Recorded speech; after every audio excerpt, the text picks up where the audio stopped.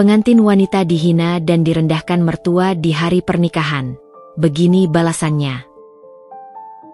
Halo Bunda, selamat datang kembali ya. Semoga Bunda semuanya dalam keadaan sehat dan bahagia ya. Sebelum masuk ke ceritanya silahkan Bunda-Bunda semuanya absen terlebih dahulu ya. Bunda semuanya dari daerah mana saja. Yang sudah subscribe semoga rezekinya lancar ya. Udara di butik itu terasa wangi. Gabungan aroma kain sutra yang lembut dan lilin lavender yang menenangkan. Di sudut ruangan, berdiri Andin, 25 tahun.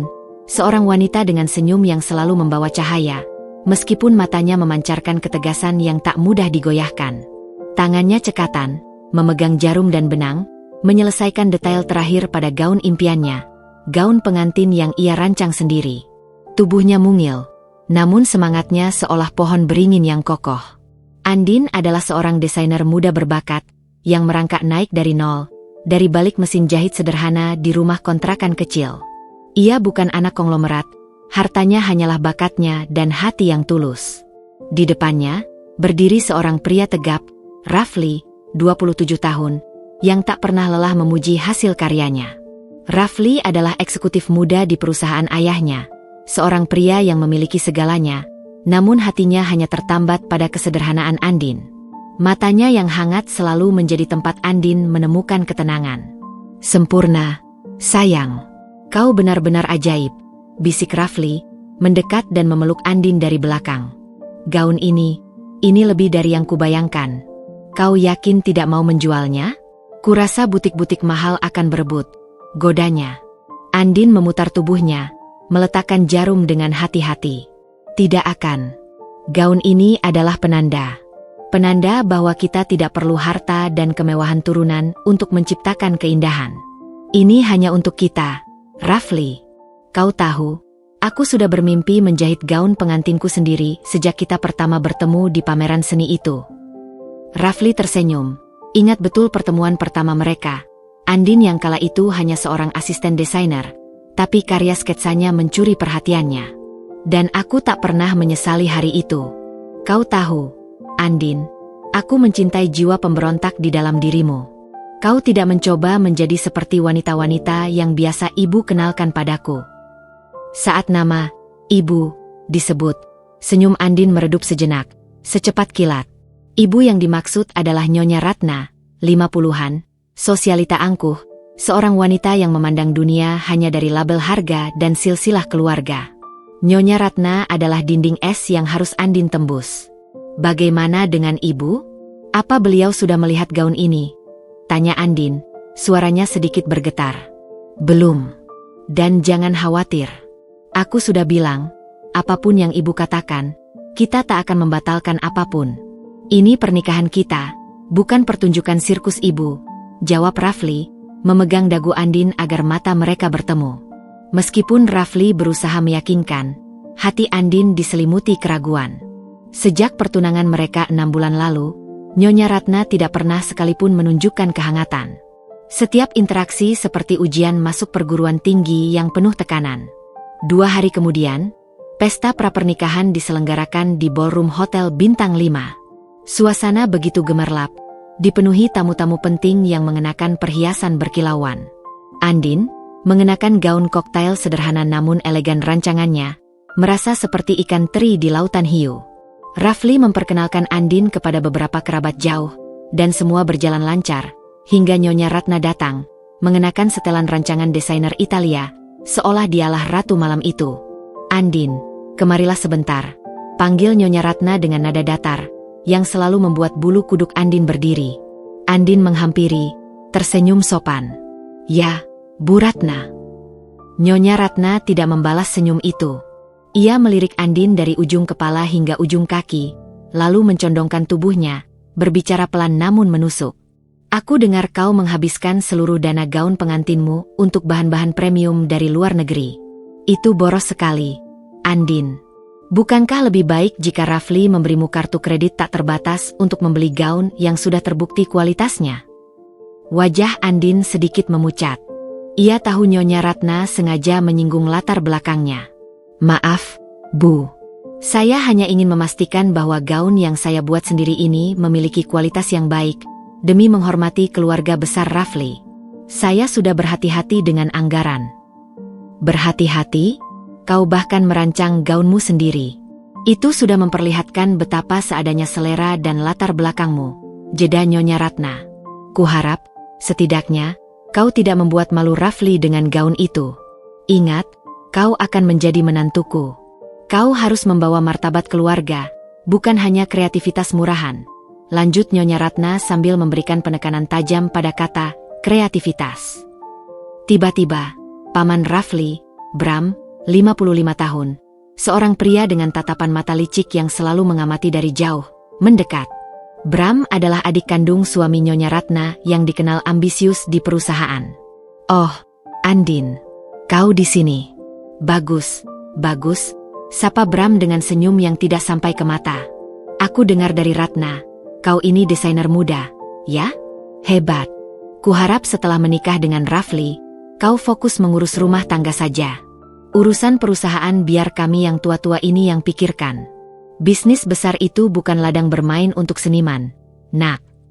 Bram menepuk bahu Andin dengan kekuatan yang berlebihan, seolah ingin menegaskan posisinya. Andin merasakan atmosfer permusuhan yang aneh, bukan hanya dari Nyonya Ratna, tapi juga dari Paman Bram.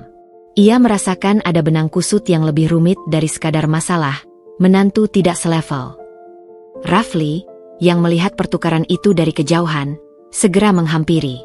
Paman Bram, Ibu, ada apa? Andin, kau baik-baik saja? Kami hanya sedang bertukar pikiran. Rafli. Paman hanya mengingatkan Andin agar tahu batasan. Keluarga kita ini besar.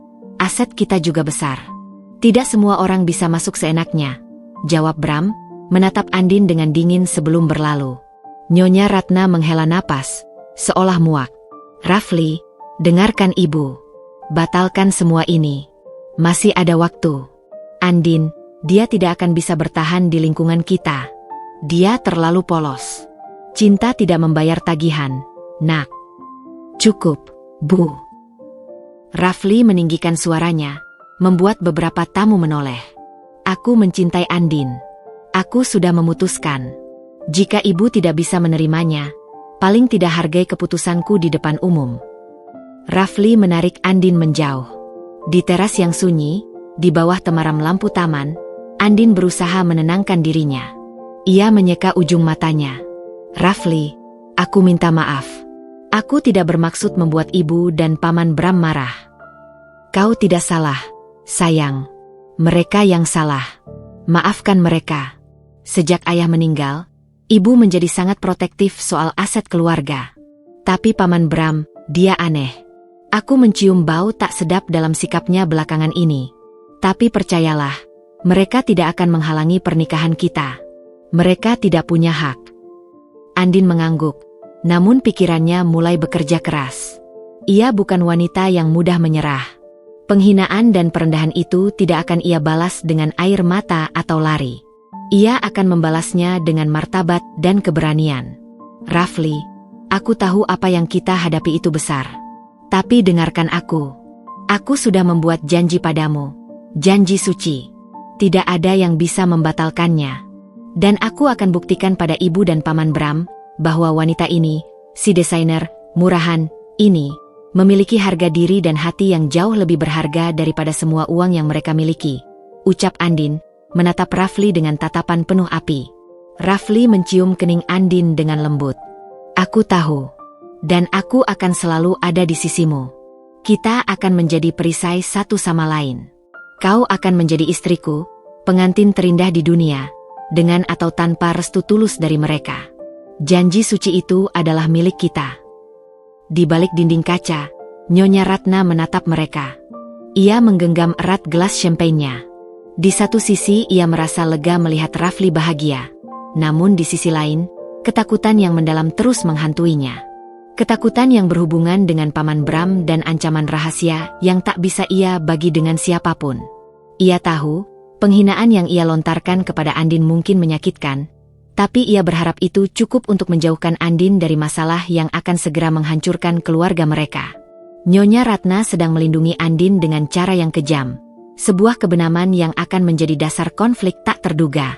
Andin dan Rafli kembali ke dalam, tangan mereka saling menggenggam erat, siap menghadapi hari besar mereka, tak menyadari bahwa di hari pernikahan itu, penghinaan yang lebih besar akan menanti, yang akan menjadi titik balik bagi Andin untuk menemukan kebenaran yang mengejutkan. Pagi itu, hari yang paling dinanti, udara di kamar pengantin terasa padat oleh aroma melati, parfum mewah, dan sedikit kecemasan yang bersembunyi di balik riasan tebal. Andin duduk di depan cermin, gaun pengantinnya yang ia rancang sendiri, sebuah mahakarya dari satin Italia dengan sentuhan sulaman tradisional, sudah membalut tubuhnya dengan anggun.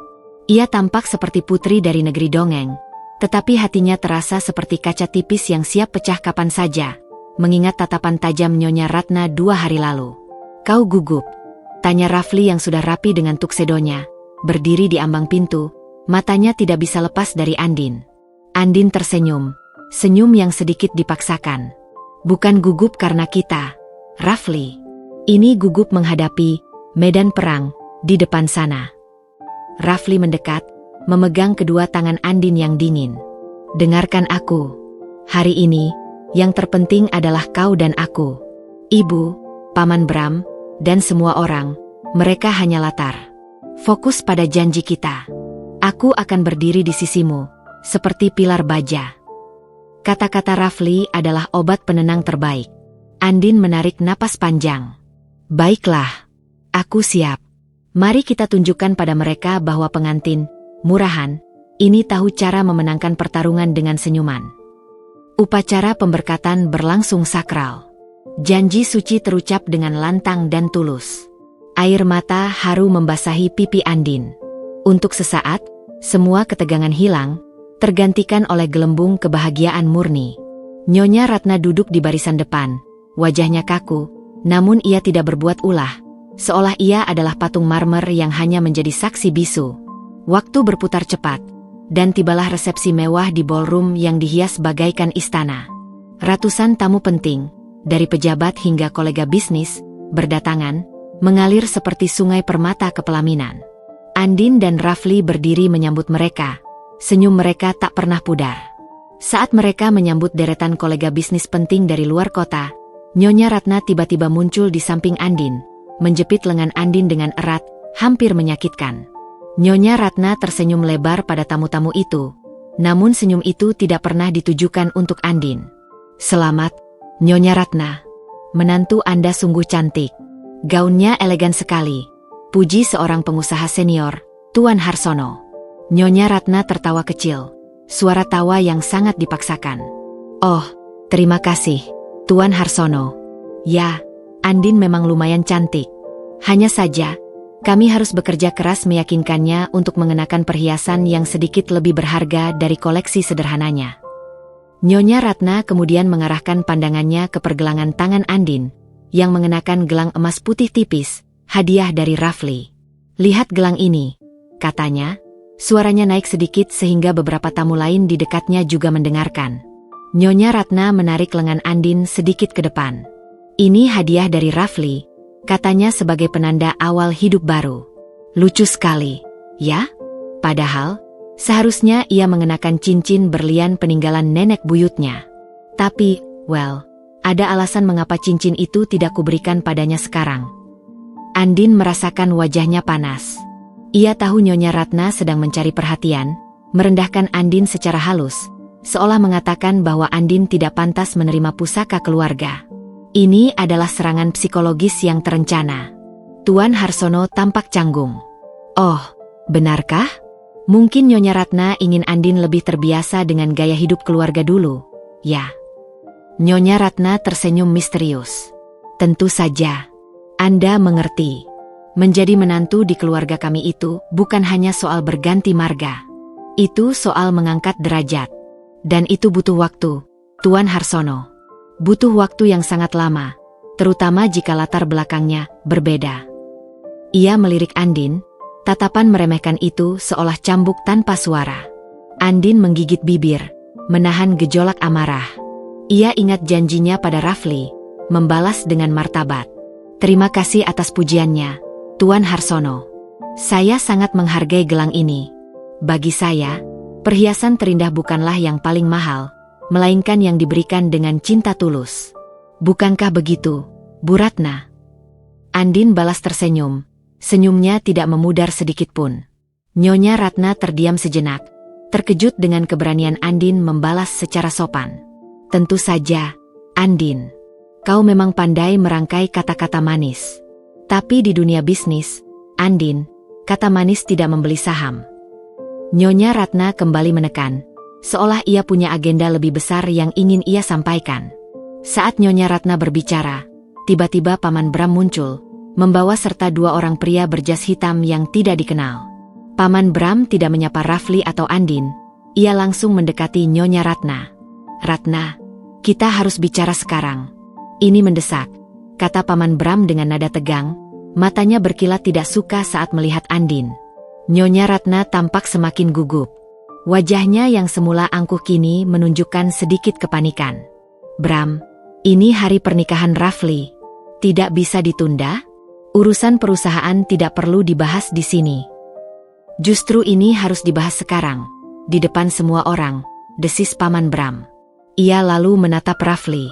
Rafli, kau harus tahu, ini urusan warisan keluarga. Dan ini melibatkan istrimu. Rafli, yang selama ini diam menahan diri, langsung maju. Apa yang Paman bicarakan? Jangan merusak hari kami. Merusak? Aku menyelamatkan. Nyonya Ratna, tunjukkan pada Rafli dan Andin dokumen yang sudah kau persiapkan, Paman Bram menuntut. Nyonya Ratna terlihat benar-benar terpojok. Ia merogoh tasnya dan mengeluarkan sebuah amplop tebal. Tangannya gemetar saat menyerahkannya pada Rafli. Ini hanya formalitas. Nak, tolong jangan salah paham. Rafli membuka amplop itu, membaca cepat isinya. Ekspresinya berubah drastis, dari marah menjadi terluka. Ia mengangkat dokumen itu tinggi-tinggi. Itu adalah perjanjian pranikah tambahan yang sangat merugikan Andin. Isinya menyatakan bahwa Andin harus melepaskan haknya atas aset perusahaan dan properti bersama jika perceraian terjadi dalam kurun waktu 2 tahun. Bahkan ada klausul aneh tentang pengalihan kuasa saham jika ia gagal memenuhi standar tertentu yang ditetapkan Nyonya Ratna, standar yang sangat subjektif dan samar-samar. Apa maksudnya ini, Bu? Suara Rafli bergetar. Aku bilang tidak perlu ada perjanjian pranikah. Kenapa tiba-tiba ada dokumen tambahan yang mempermalukan Andin seperti ini? Ini hanya untuk melindungi aset keluarga. Nak, perusahaan sedang tidak stabil. Kami harus berhati-hati, jawab Nyonya Ratna, tapi matanya menghindari tatapan Rafli. Paman Bram menyeringai. Tepat sekali. Keluarga harus dilindungi. Andin, kau harus menandatangani ini malam ini juga. Jika tidak, akan ada masalah besar yang menunggu perusahaan besok pagi. Kau mau dianggap sebagai benalu yang merusak warisan keluarga di hari pertama pernikahanmu. Kata-kata Paman Bram seperti sumbu yang dinyalakan. Andin, yang selama ini menahan diri, maju selangkah. Ia mengambil dokumen itu dari tangan Rafli. Matanya yang tajam menatap Nyonya Ratna, lalu Paman Bram. Ia tahu, ini adalah puncak penghinaan di depan ratusan pasang mata yang kini mengamati drama ini seperti menonton siaran langsung. Baiklah, kata Andin, suaranya tenang, kontras dengan kekacauan yang terjadi. Ia mengambil pulpen yang disodorkan Paman Bram. Saya akan tanda tangani. Rafli terkejut. Andin, jangan turuti mereka. Andin menghentikan tangan Rafli. Sayang, aku sudah bilang, aku akan membalas penghinaan ini dengan martabat. Dan aku akan buktikan bahwa aku bukan benalu yang hanya tahu merusak. Aku akan tanda tangani, tetapi... Andin menatap lurus ke mata Nyonya Ratna, mencari jawaban di balik kepanikan sang mertua. Saya akan tanda tangani ini, Bu Ratna, sebagai bukti bahwa saya tidak pernah mengincar harta kalian. Tapi setelah ini, saya minta izin untuk membaca dokumen ini dengan sangat teliti. Karena saya punya firasat bahwa masalah besar yang Paman Bram sebutkan bukan datang dari saya, melainkan dari tempat yang tak terduga. Ia menekan tanda tangan di dokumen itu. Suara pulpen yang menggores kertas di tengah keheningan ballroom terasa seperti guntur. Selesai. Sekarang, izinkan saya menikmati pernikahan saya. Dan Paman Bram, saya akan tunggu masalah besar itu datang. Saya yakin, seorang desainer tahu betul di mana letak jahitan yang lepas. Ujar Andin dengan senyum penuh misteri yang membuat Paman Bram seketika kehilangan kata-kata. Nyonya Ratna hanya bisa menatap Andin. Air mata yang ia tahan sejak tadi kini menggenang. Penghinaan ini selesai. Andin telah menelan pil pahit. Tetapi di mata Nyonya Ratna, ada rasa bersalah yang mendalam dan sebuah permintaan maaf sunyi yang tidak bisa terucapkan, mengantar Andin ke malam yang penuh air mata dan awal dari sebuah penyelidikan rahasia. Suasana kamar suite pengantin yang mewah itu seharusnya dipenuhi kehangatan dan gairah, namun yang terasa hanyalah kesunyian yang menusuk. Gaun pengantin indah yang dirancang Andin teronggok di sofa, seolah ikut merasakan beban yang ia pikul. Ia duduk di tepi ranjang, masih mengenakan jubah mandi sutra, matanya sembab. Kekuatan yang ia tunjukkan di hadapan Nyonya Ratna dan Paman Bram di ballroom tadi kini runtuh menjadi remah-remah kesedihan. Rafli keluar dari kamar mandi, handuk melingkari pinggangnya. Melihat istrinya, ia segera melupakan segala hal. Raut wajah Rafli dipenuhi rasa bersalah dan marah yang tertahan. Ia merasa gagal melindungi wanita yang paling ia cintai. Andin, sayang, panggil Rafli lembut, duduk di sampingnya. Ia meraih tangan Andin, mencium punggungnya berkali-kali. Aku sungguh minta maaf. Aku tidak tahu harus berkata apa lagi. Aku tidak menyangka ibu dan Paman Bram akan bertindak sejauh itu di depan semua orang. Air mata Andin tumpah lagi. Ia menyandarkan kepalanya di bahu Rafli. Aku tahu, Rafli, ini bukan salahmu. Tapi, kau tahu rasanya? Rasanya seperti semua kemenanganku direnggut di hari yang seharusnya paling bahagia. Mereka tidak hanya merendahkanku, mereka menghinaku di depan semua kolega bisnismu. Seolah aku ini hanyalah wanita pengemis yang harus menandatangani surat melepaskan hak sebelum diizinkan masuk ke istana. Rafli memeluk Andin erat. Tubuhnya terasa dingin, seperti bongkahan es yang perlu dicairkan. Aku akan membakar surat itu, Andin. Besok pagi, aku akan bicara dengan notaris dan membatalkan semuanya. Kau tidak perlu khawatir. Itu tidak berlaku. Semua asetku adalah milik kita, bukan hanya milikku. Andin menggeleng lemah. Jangan bakar surat itu. Rafli menarik diri, bingung. Kenapa? Setelah semua yang mereka lakukan, kau masih mau menuruti kemauan mereka. Aku menandatanganinya dengan sadar. Dan aku tidak akan membiarkan tanda tangan itu menjadi senjata makan tuan bagi mereka. Ingat kata-kataku pada Paman Bram? Aku menandatanganinya untuk membuktikan bahwa aku tidak mengincar harta kalian. Jika kau merobeknya sekarang, mereka akan punya alasan lain untuk menyerang kita. Mereka akan bilang aku yang memaksamu, bahwa aku takut kehilangan potensi harta yang ada di sana.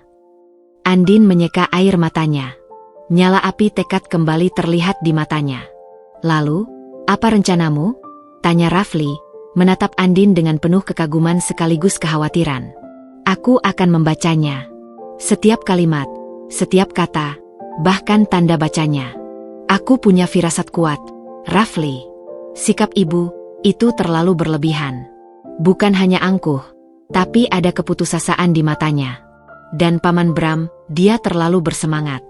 Seolah dia yang mendapat keuntungan terbesar dari perjanjian konyol itu.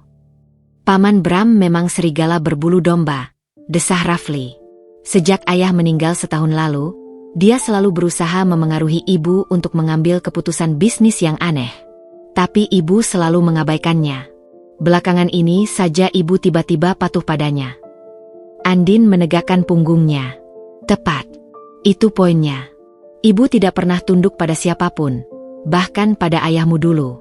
Kenapa sekarang dia membiarkan Paman Bram memaksanya mempermalukan menantunya sendiri di hari pernikahan? Hanya karena sebuah dokumen? Rafli, aku merasa perjanjian pranikah itu hanyalah topeng. Ada masalah yang lebih besar di belakangnya. Maksudmu?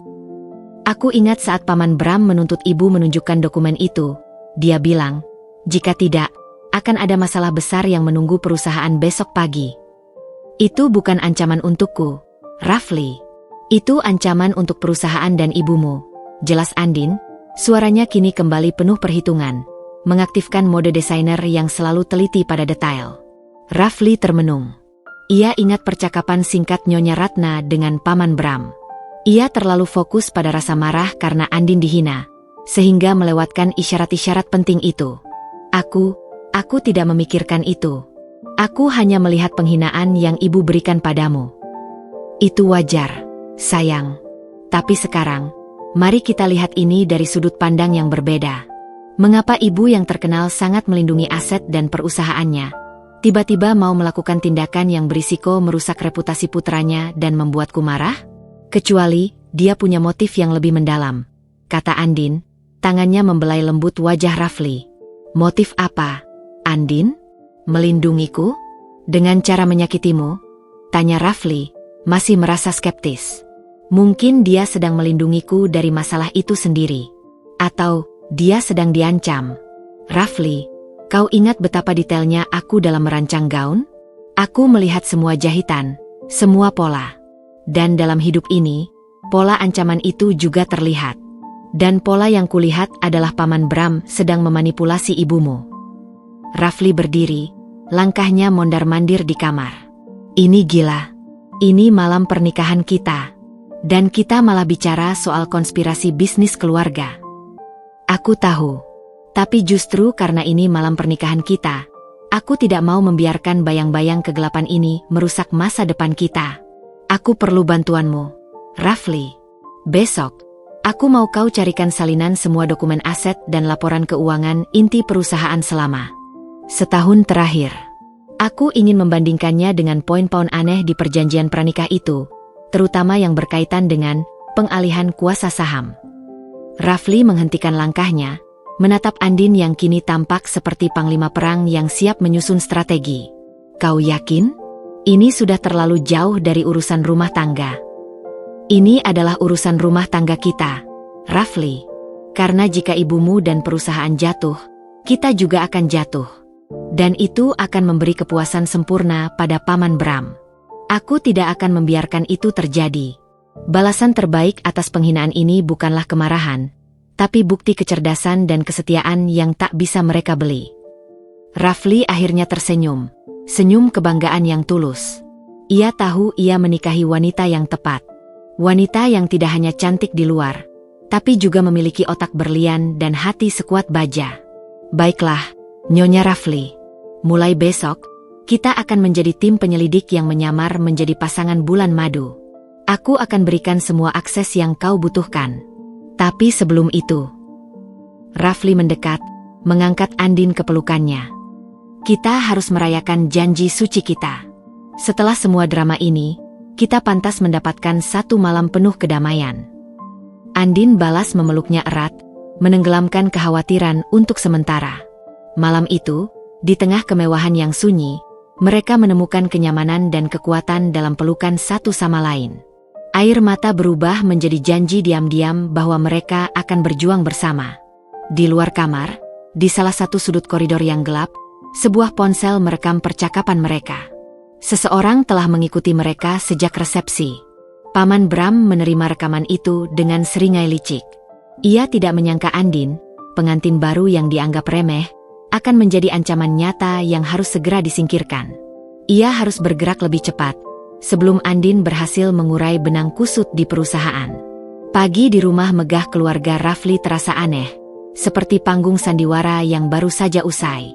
Kembang api pernikahan semalam sudah padam, menyisakan ketegangan yang menggantung. Andin bangun lebih awal, bukan karena antusiasme pengantin baru, melainkan karena desakan naluri seorang desainer yang haus akan detail. Di meja samping tempat tidur, tergeletak amplop tebal berisi perjanjian pranikah tambahan yang ia tanda tangani semalam. Rafli menemukan Andin sudah berpakaian rapi, matanya fokus mempelajari dokumen legal itu. Selamat pagi, detektifku, sapa Rafli sambil mencium kening Andin. Aku sudah menyiapkan sarapan di balkon. Tapi kulihat kau sudah tenggelam dalam lautan kertas, ujarnya lembut, mencoba mengurangi ketegangan. Selamat pagi, sayang. Aku tidak bisa menundanya. Dokumen ini seperti benang merah yang menghubungkan semua keanehan, jawab Andin, tanpa mengalihkan pandangan dari kertas itu. Ada poin yang sungguh membuatku tergelitik, Rafli. Ini bukan sekadar perjanjian pranikah biasa. Ini jebakan. Rafli duduk di sampingnya, mengambil selembar salinan dokumen itu. Jebakan bagaimana? Isinya hanya melepaskan hakmu atas aset jika kita bercerai. Menyebalkan, tapi legal. Lihat poin 4a. Pengantin wanita, Andin, harus melepaskan semua potensi hak klaim atas saham mayoritas perusahaan induk jika ditemukan indikasi ketidakmampuan manajemen dalam rentang waktu 24 bulan pernikahan. Rafli, poin ini tidak masuk akal. Mengapa aku harus dikaitkan dengan saham mayoritas? Aku tidak punya posisi di perusahaan. Rafli membaca ulang, kerutan di dahinya semakin dalam. Kau benar. Saham mayoritas sepenuhnya dipegang oleh ibu sejak ayah meninggal. Kenapa namamu dicantumkan di sini? Seolah-olah perusahaan menduga kau akan mencoba mengambil alih manajemen. Atau, seolah-olah mereka menduga seseorang akan mengambil alih, dan mereka ingin memastikan aku tidak bisa menuntut saham itu nanti, potong Andin cepat. Pikirkan ini, jika ibu secara sukarela menandatangani ini, itu berarti dia menganggap serius ancaman itu. Tetapi mengapa ancaman itu harus dihubungkan denganku? Paman Bram, desis Rafli. Aku yakin ini ulahnya. Dia selalu ingin menguasai perusahaan. Tepat. Dan dia menggunakan aku sebagai pelatup. Mungkin Paman Bram menekan ibumu dengan alasan bahwa menantu dari luar akan menjadi alasan kerugian perusahaan. Dan untuk melindungi aset, ibumu harus memaksaku menandatangani ini. Tapi Paman Bram tidak bodoh. Dia pasti menyembunyikan sesuatu. Andin menyandarkan dokumen itu. Rafli, aku butuh data keuangan perusahaan yang ku minta semalam. Aku perlu melihat pola pengeluaran, terutama yang berkaitan dengan pengelolaan aset dan proyek baru dalam setahun terakhir. Aku sudah siapkan. Aku harus masuk kantor pagi ini untuk mengambilnya, ujar Rafli sambil tersenyum penuh arti. Aku bilang pada sekretaris ayah, aku butuh dokumen itu untuk meninjau ulang rencana investasi pribadi. Untungnya ibu tidak pernah mengawasi ruang kerja ayah setelah beliau tiada, jadi aksesku relatif mudah. Hati-hati, Rafli. Paman Bram mengawasi, peringat Andin. Aku yakin percakapan kita semalam sudah sampai ke telinganya. Dia telinga dan mata di mana-mana. Rafli mengangguk. Aku tahu. Aku akan seperti bayangan di kantor. Sekarang, kau sarapan dulu. Kau butuh energi untuk menyelamatkan perusahaan keluargaku, Nyonya Rafli. Sore harinya, Rafli kembali. Tas kerjanya berisi flash drive terenkripsi yang berisi harta karun data perusahaan, laporan keuangan, cash flow, daftar aset, hingga kontrak-kontrak besar. Andin dan Rafli menghabiskan malam itu di ruang kerja pribadi Rafli. Ruangan itu kedap suara, memberi mereka rasa aman dari mata-mata Nyonya Ratna atau Paman Bram. Andin, dengan ketelitian sehelai benang yang ia terapkan saat menjahit, mulai membedah data. Astaga, Rafli. Lihat ini, ujar Andin setelah 2 jam hening, matanya melebar tak percaya. Ia menunjukkan laporan pengeluaran operasional perusahaan selama 6 bulan terakhir. Apa itu? Angka ini. Biaya branding dan pemasaran ulang proyek Emerald. Jumlahnya fantastis, Rafli. Hampir $2 juta, kata Andin, menunjuk kolom angka. Tapi coba kau perhatikan. Perusahaan menggunakan vendor baru untuk semua proyek ini, yaitu PT Nirwana Gemilang. Vendor ini baru muncul 3 bulan lalu. PT Nirwana Gemilang? Aku tidak pernah mendengar nama itu. Perusahaan kita biasanya menggunakan Prima Karya untuk semua urusan branding, kata Rafli, mencoba mengingat. Justru itu anehnya. Dan coba bandingkan dengan nilai kontrak proyek Emerald itu sendiri. Nilai kontrak asli proyek itu adalah $50 juta. Tapi di laporan ini, ada markup $2 juta yang disalurkan melalui PT Nirwana Gemilang, atas nama biaya branding dan penyesuaian desain arsitektur. Sebagai desainer, Aku tahu biaya branding tidak akan mencapai angka semewah ini kecuali mereka menyewa artis internasional sekelas Adele untuk iklan mereka. Andin lalu mengambil perjanjian pranikah yang ia tanda tangani. Ia mencocokkan. Lihat poin 4b. Jika ditemukan kerugian finansial perusahaan akibat ketidakmampuan mengontrol pengeluaran pihak ketiga, maka saham mayoritas dapat dialihkan sementara waktu untuk penyelamatan aset. Rafli, ini bukan lagi kebetulan. Paman Bram sedang menyedot uang perusahaan melalui PT Nirwana Gemilang, dan dia memasang jebakan di perjanjian ini untuk memastikan ketika kerugian itu ditemukan, dia bisa menyalahkan ibu dan mengambil alih saham mayoritas. Jadi, dia sengaja menciptakan kerugian, lalu menggunakan dokumen yang ibu tanda tangani itu sebagai legalitas untuk mengklaim saham mayoritas demi menyelamatkan perusahaan. Rafli mengepalkan tangannya. Dasar ular beracun. Bukan hanya itu. Aku yakin ibu tahu tentang kerugian ini, atau setidaknya mencurigainya. Tapi, dia tidak berdaya, kata Andin, kembali ke layar komputer. Aku akan mencari tahu siapa pemilik PT Nirwana Gemilang ini. Mereka bekerja hingga larut malam. Akhirnya, Andin berhasil melacak data registrasi perusahaan tersebut. Pemiliknya adalah seorang kerabat jauh Paman Bram, seorang pengacara pensiunan yang dikenal hanya sebagai boneka Paman Bram. Ternyata benar. Ini semua ulah Paman Bram. Tapi kenapa ibu tidak melawannya? Kenapa ibu rela mempermalukanmu di depan umum dan menandatangani perjanjian yang mencurigakan itu, padahal dia tahu itu berbahaya? Tanya Rafli, pikirannya dipenuhi tanda tanya. Ini dia benang kusut yang paling rumit, Rafli. Ibu adalah wanita kuat. Kecuali, ada hal yang jauh lebih besar yang membuatnya ketakutan dan tidak berdaya. Hal yang membuat dia lebih memilih mempermalukanku agar aku menjauh, daripada membiarkanku terseret dalam pusaran masalahnya. Andin menatap Rafli. Aku harus bicara dengan ibu. Aku harus tahu apa yang sebenarnya terjadi padanya, yang membuat dia menggunakan perisai penghinaan ini untuk melindungiku. Keesokan paginya, Andin membawa flash drive dan salinan perjanjian itu di tas tangannya. Ia harus menghadapi Nyonya Ratna sendirian, tanpa perlindungan Rafli.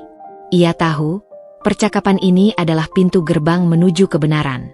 Ia sudah siap untuk dicaci maki lagi, tetapi kali ini, ia datang sebagai penyelamat, bukan sebagai pengantin yang terhina. Setelah mengurai benang-benang tipis dari dokumen legal dan laporan keuangan, Andin tahu langkah selanjutnya adalah yang paling berbahaya, menghadapi Nyonya Ratna sendirian.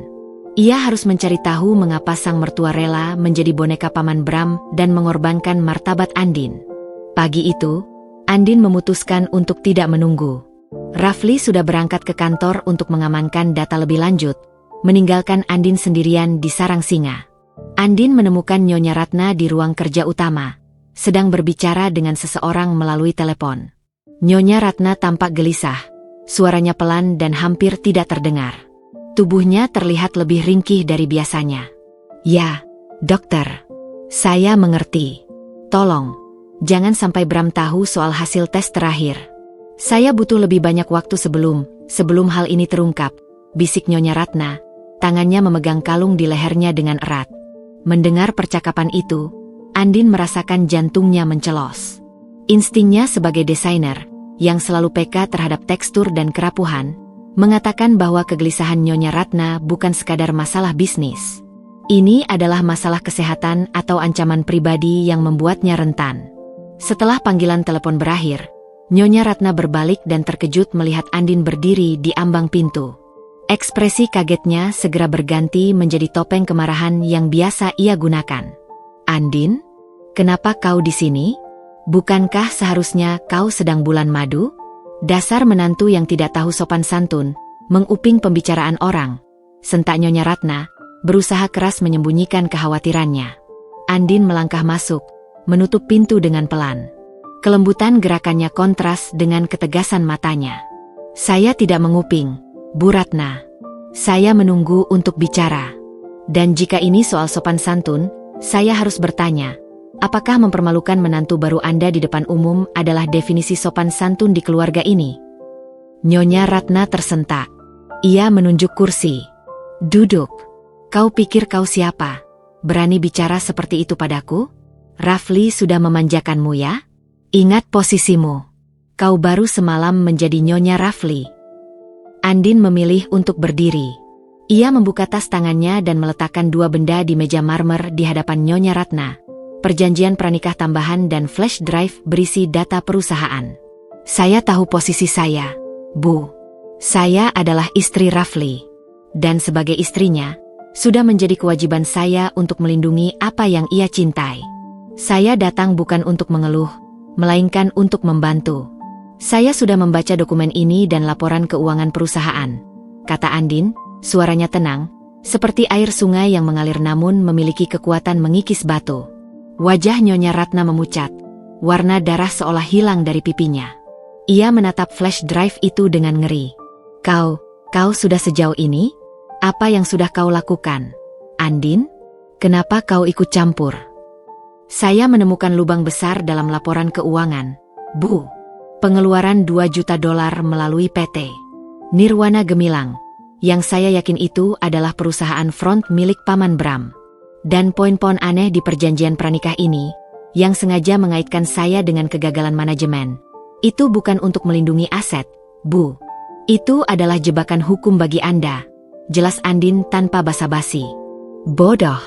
Kau tidak tahu apa-apa soal bisnis. Itu hanya teori konspirasi murahanmu.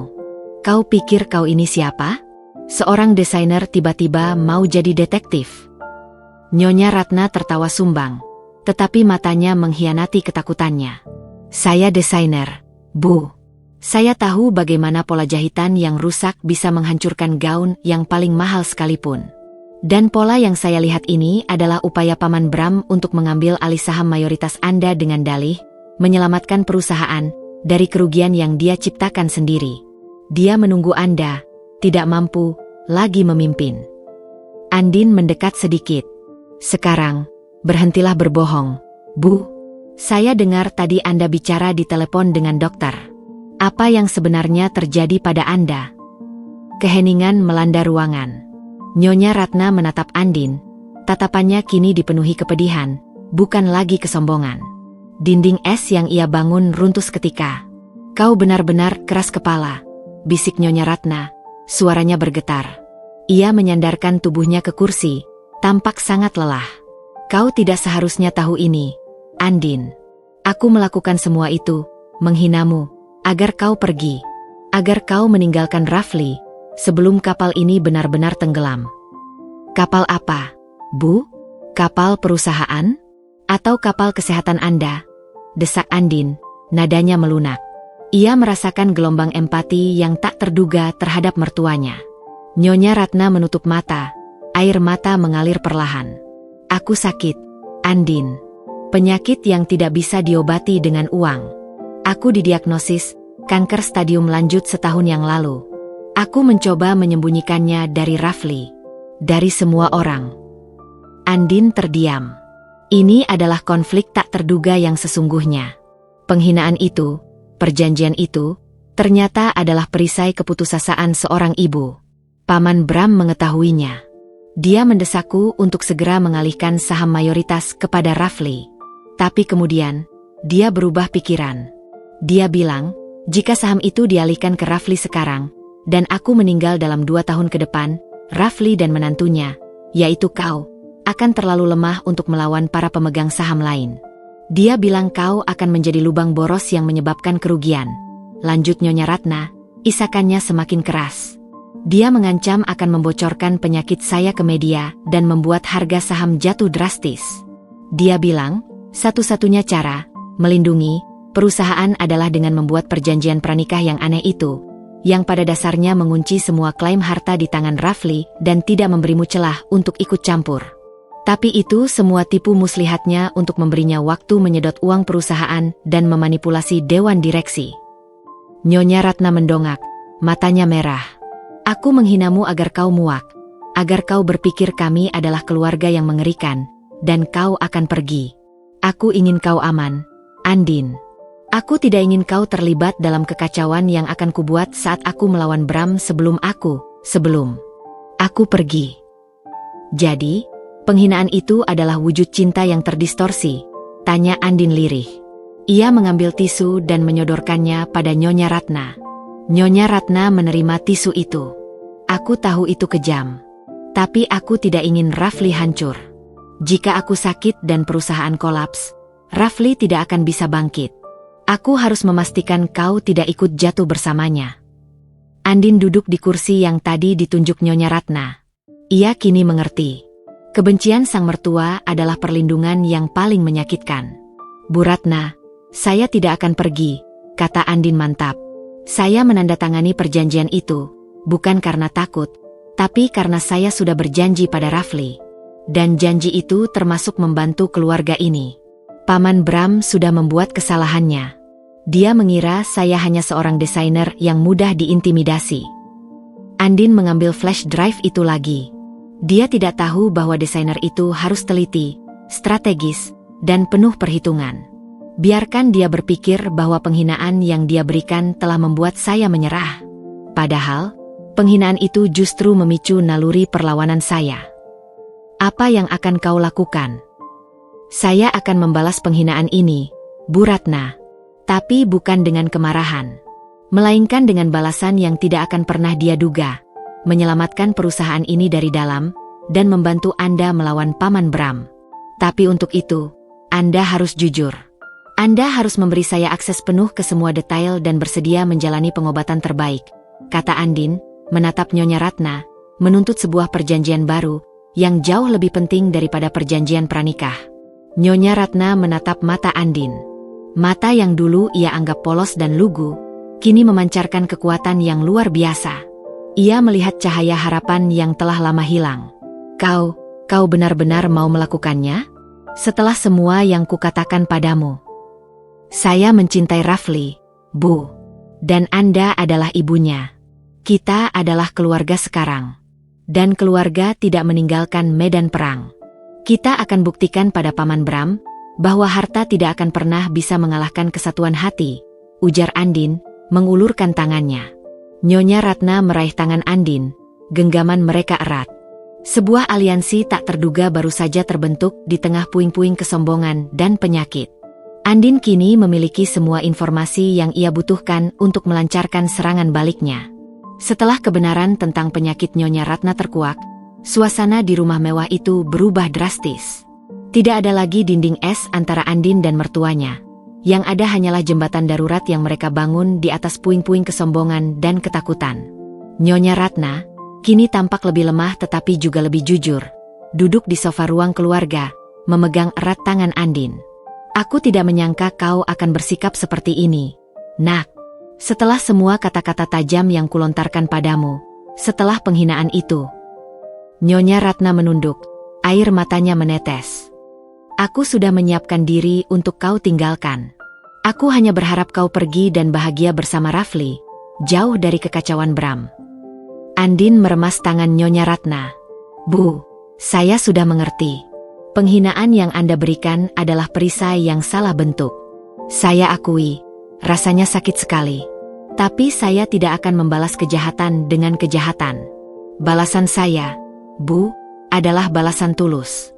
Saya akan membalas perendahan Anda dengan membuktikan bahwa menantu Anda ini adalah orang yang paling bisa Anda andalkan saat ini. Rafli, yang kembali dari kantor dan mendengar seluruh pengakuan itu, berdiri di ambang pintu, hatinya campur aduk antara lega dan sedih.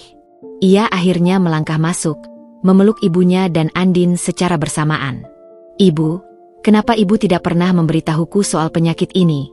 Tanya Rafli, suaranya tercekat. Ibu tidak mau kau khawatir, Rafli. Ibu tahu kau akan langsung meninggalkan perusahaan untuk merawat ibu. Sementara di saat yang sama, Bram sedang mengintai, seperti elang yang siap menerkam, jawab Nyonya Ratna. Aku berpikir, lebih baik aku terlihat buruk dan kuat, daripada terlihat sakit dan lemah di hadapan Bram. Andin mengangguk membenarkan. Itu yang dia manfaatkan, Bu.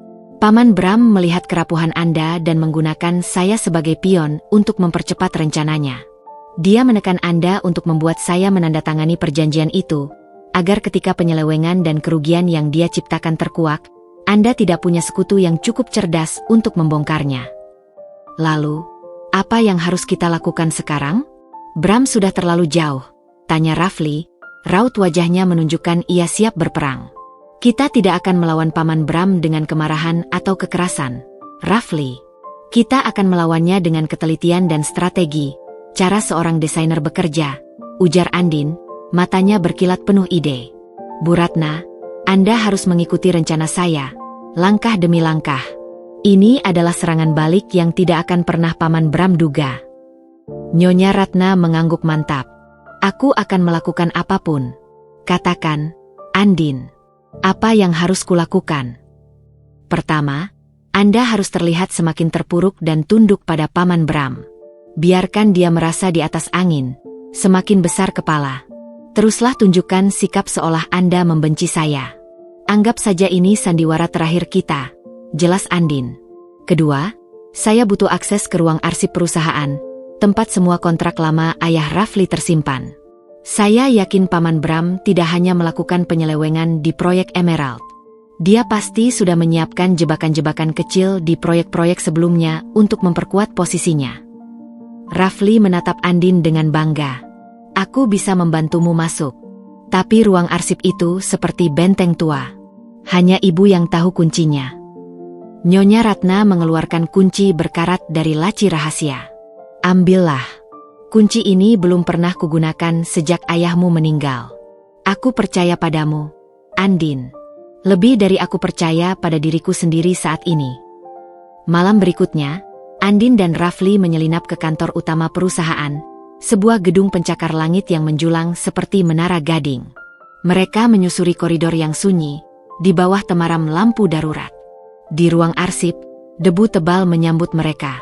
Andin, mengenakan sarung tangan, mulai memilah-milah berkas lama, sementara Rafli mengawasinya. Paman Bram pasti berpikir aku hanya akan fokus pada dokumen yang baru, yang berhubungan dengan perjanjian pranikah itu. Tapi kelemahan seorang penjahat adalah pola kejahatan mereka. Aku harus melihat apakah dia sudah mulai mencuri sejak ayah Rafli masih hidup, bisik Andin sambil membuka bundel kontrak tahunan. Setelah berjam-jam, di tengah kelelahan yang mulai menyergap, Andin menemukan sesuatu yang ganjil di kontrak pengadaan barang 2 tahun lalu. Kontrak itu ditandatangani oleh almarhum ayah Rafli, namun di bagian belakang, ada lampiran tersembunyi yang baru ditambahkan, klausul pembelian aset tersembunyi. Rafli, lihat ini, kata Andin, menunjukkan lampiran itu. Klausul ini menyebutkan bahwa jika terjadi force majeure yang menyebabkan direktur utama tidak mampu menjabat, maka aset X, yang tidak disebutkan secara spesifik, harus dijual dengan harga yang ditentukan sepihak oleh direktur eksekutif, yaitu Paman Bram. Ayahku tidak mungkin menandatangani ini. Beliau sangat anti dengan klausul sepihak seperti ini, ujar Rafli, rautnya mengeras. Andin mengeluarkan kaca pembesar. Tanda tangan ayahmu terlihat asli. Tapi lihat tanggal penambahannya. Tanggal ini, 4 bulan setelah ayahmu mengalami serangan jantung pertamanya. Kurasa Paman Bram memanipulasi ayahmu saat beliau sedang sakit, atau memalsukan lampiran ini saat ayahmu tidak sadar. Lebih mencengangkan lagi, di bawah klausul itu terdapat stempel notaris yang sama dengan stempel notaris yang mengesahkan perjanjian pranikah tambahan Andin. Paman Bram menggunakan notaris bayangan yang sama untuk semua kejahatannya. Seru Rafli, frustrasi. Tunggu, aset X, apa yang dimaksud? Andin mencari-cari referensi silang. Ia akhirnya menemukan catatan tangan yang diselipkan di dalam map, tulisan tangan mendiang ayah Rafli. Isinya berbunyi, catatan untuk Rafli, jika terjadi sesuatu padaku, lindungi sertifikat warisan A dari Bram. Itu adalah kunci ke perusahaan. Jangan pernah biarkan ia tahu letaknya. Kunci itu ada di tempat yang paling tidak terduga. Sertifikat warisan A. Itu adalah kartu as yang dicari Paman Bram. Itu bukan aset fisik, melainkan sertifikat digital yang mengontrol mayoritas hak suara di perusahaan, yang keberadaannya hanya diketahui oleh almarhum ayah Rafli dan Nyonya Ratna. Paman Bram mengira sertifikat itu terhubung dengan properti fisik. Bu Ratna sengaja tidak memberitahuku soal ini. Dia pasti berpikir Paman Bram akan menggunakan aku untuk menemukan aset itu. Rafli menyadari. Tepat. Paman Bram merendahkan saya agar saya menyerah, dan jika saya nekat ikut campur, Dia akan menggunakan saya untuk menekan ibu agar mengungkapkan keberadaan aset A itu. Paman Bram sedang bermain dua kaki, simpul Andin. Keesokan harinya, Andin dan Nyonya Ratna melakukan pertemuan rahasia. Bu, saya sudah tahu soal sertifikat warisan A. Di mana Anda menyembunyikannya? Tanya Andin, tanpa basa-basi. Nyonya Ratna terkesiap. Kau sudah sejauh ini? Aku menyembunyikannya di tempat yang kurasa takkan pernah dipikirkan Bram. Di brankas pribadi ayahmu, yang hanya bisa dibuka dengan pola sulaman gaun pengantin kami dulu. Nyonya Ratna tersenyum lemah. Ayahmu selalu romantis, Andin. Dia bilang, rahasia terbesar harus dijaga oleh kode cinta. Andin terharu. Suasana yang tegang itu perlahan mencair. Baiklah, sekarang kita punya aset A. Kita akan melancarkan serangan balik pada hari rapat pemegang saham luar biasa. Kapan Paman Bram menjadwalkannya? Lusa. Dia mendesak karena dia tahu kondisiku memburuk. Dia pasti akan menggunakan momen itu untuk memaksa pengalihan saham dengan alasan kerugian yang dia ciptakan, jawab Nyonya Ratna. Andin tersenyum. Senyum itu bukan lagi senyum pengantin baru yang polos, melainkan senyum strategis seorang jenderal yang siap menang. Baiklah, Bu Ratna. Inilah balasan tulus saya untuk semua penghinaan yang Anda berikan. Kita akan hadiri rapat itu. Anda akan tetap terlihat sakit dan lemah. Biarkan Paman Bram dengan percaya diri mengumumkan kerugiannya. Saya, si menantu yang tidak tahu diri dan mata duitan, akan menjadi orang yang menyerahkan bukti kejahatannya, dan aset A akan menjadi penutup yang membuat dia tidak bisa berkutik, tegas Andin. Andin tahu bahwa ini adalah pertaruhan terbesar dalam hidupnya. Ia tidak hanya mempertaruhkan kebahagiaannya dengan Rafli, tetapi juga martabat keluarga suaminya. Ia telah memilih untuk membalas penghinaan dengan penyelamatan, menggunakan otak cemerlangnya dan hatinya yang tulus. Waktu terasa berjalan seperti air yang mendidih menjelang rapat pemegang saham luar biasa. 2 hari terakhir menjadi laboratorium rahasia bagi Andin, Rafli, dan Nyonya Ratna. Di ruang kerja utama yang kini menjadi markas komando mereka, Nyonya Ratna terlihat semakin kelelahan.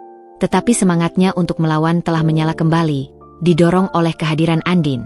Kita harus memastikan semua bukti ini kuat, Andin. Jika kita salah langkah, Bram akan menghancurkan kita dan mengambil segalanya, kata Nyonya Ratna.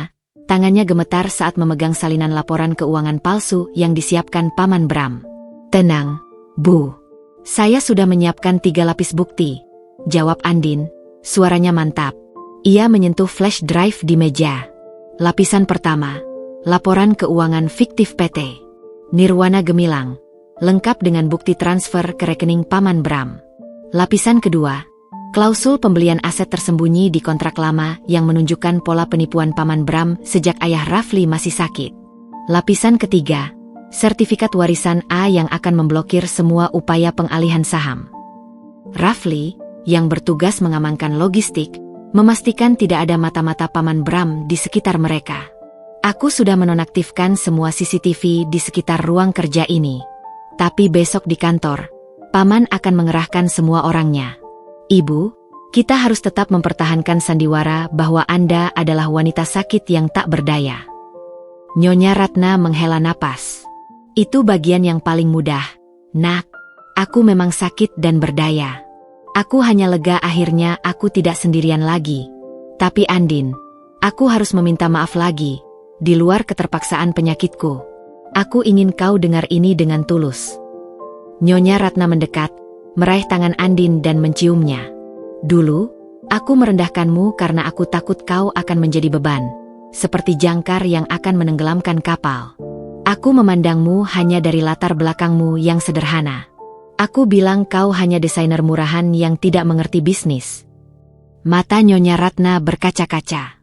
Tapi kau membuktikan bahwa kesederhanaanmu adalah kesederhanaan berlian, kuat, murni, dan bernilai abadi. Kau menunjukkan bahwa kemampuanmu membaca pola jahitan ternyata jauh lebih hebat daripada analisis financial eksekutifku yang bergaji mahal. Kau telah melihat kebenaran yang tak bisa kulihat karena egoku. Aku ingat saat kau menyodorkan pulpen di hari pernikahan dan berkata, dasar pengantin tak tahu diri. Aku merasakan sakitnya seolah ditusuk belati dingin. Ujar Andin, kenangan pahit itu masih terasa nyata. Saya bertanya-tanya, apakah memang tidak ada kebaikan sedikit pun di hati Anda? Ada, Andin. Tapi aku menutupinya dengan topeng kesombongan setebal baja. Aku sangat mencintai ayahmu, dan aku bersumpah akan menjaga warisan ini. Ketika penyakitku datang, aku panik dan merasa ini adalah hukuman karena aku terlalu angkuh. Aku melihatmu sebagai ancaman, padahal seharusnya aku melihatmu sebagai malaikat penolong, Nyonya Ratna terisak. Saat ini, aku benar-benar lega karena kau menandatangani perjanjian pranikah itu. Bukan karena aku ingin mengikatmu, tetapi karena saat itu, aku berpikir, jika kau pergi, setidaknya Bram tidak bisa menyentuhmu. Aku ingin kau aman, meskipun dengan harga diri ibu sebagai taruhan. Nyonya Ratna memejamkan mata sejenak. Aku akui, Andin. Aku benar-benar membutuhkanmu. Tolong, maafkan aku.